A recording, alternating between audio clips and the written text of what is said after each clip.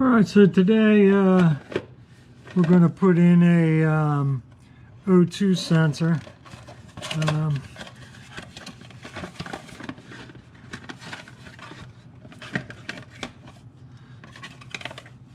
So I don't know how long the old sensor was in the car. So we'll try to put in a new GM sensor. Let's just see.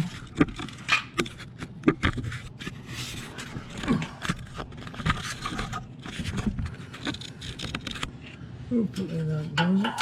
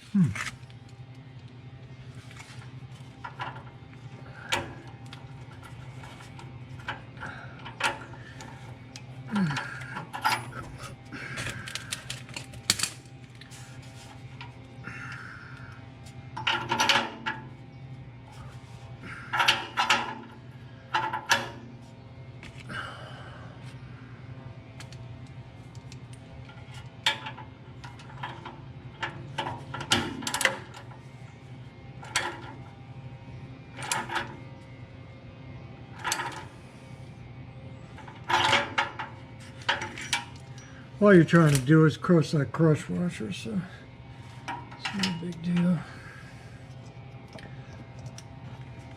I'm gonna run this over the ground wire just so it can't get near that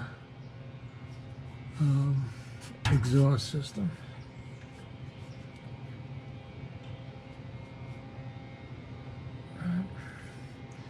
So there we go. On a 84, you only have one O2 sensor. Pre-cat, right? You don't have anything post-cat because you're not, that's 96 and newer when you're looking at the catalytic converters. And I think it was after the batch fire injection system that they started running an O2 sensor on both banks, but in 84 they only ran it on one bank. So there we go.